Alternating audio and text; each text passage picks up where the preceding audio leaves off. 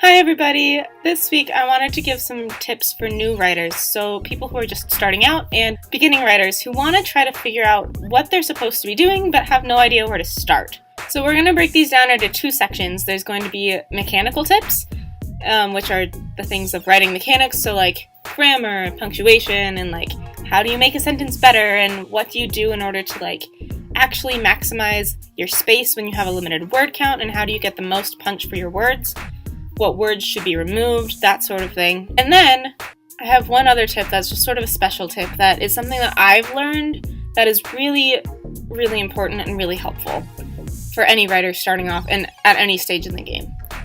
So let's begin!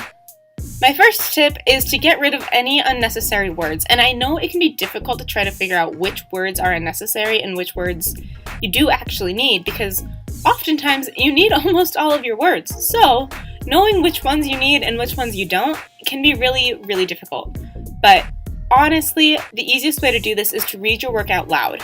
If you find yourself skipping over any words, or you find yourself realizing this is really wordy and I can't breathe as I'm finishing the sentence, like that's when you should probably shorten that sentence and get rid of unnecessary words. Some words that are like that are the word that.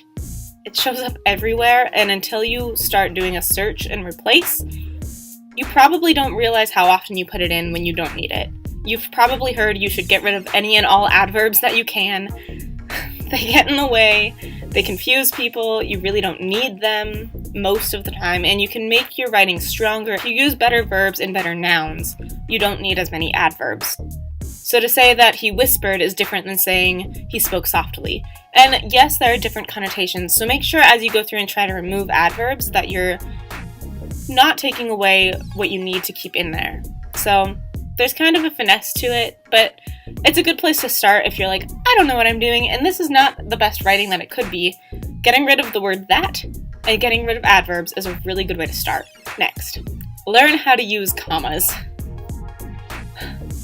Every single writer struggles with this to some extent, so you're not alone, don't worry.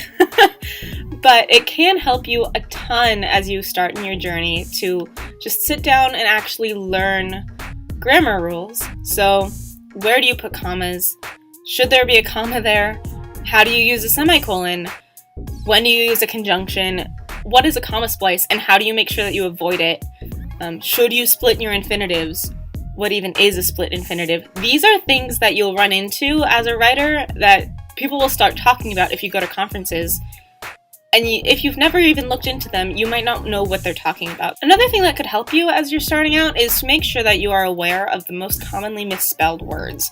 Please, please, please learn the difference between there, and there, and two and two. And like, we hear these all the time, but you have to know them. Because if you get these wrong, and you send it to an agent, or you send it to an editor, they're not going to want to fix that for you. They're expecting that you'll know enough grammar rules that you wouldn't have to have that sort of thing fixed. And honestly, if you don't know the difference between there and there and there, you're going to have a hard time getting someone convinced that you should be published. So learn the differences. Learn the difference between there, and there. Learn the difference between two and two. Learn the difference in American spelling versus British spelling in things other than color and favorite, because those ones, they add an extra U. But did you know that backward, forward, toward, all of those, the American spelling doesn't have an S on the end. So like you'll see things online that are towards and backwards and forwards, but that's the British spelling. And if you go in American English and you want to get published in American English, you have to remove that S. People get them mixed up on the internet all the time, and if you're reading a lot of things on the internet, make sure that you know the differences between those commonly misspelled words.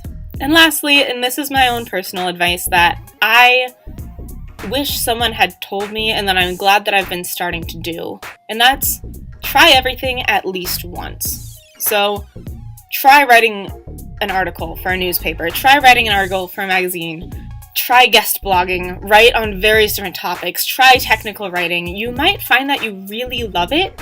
Try short stories, try flash fiction, try creative nonfiction, try poetry. Like, all of these things will make you a better writer. while you're working on your novel, those things can help you get money as a writer and start convincing the publishing world that you should be in it. And honestly, that's the goal, right? You want to convince people that you belong in the publishing world. So those are a few tips for writers, especially writers who are just starting out.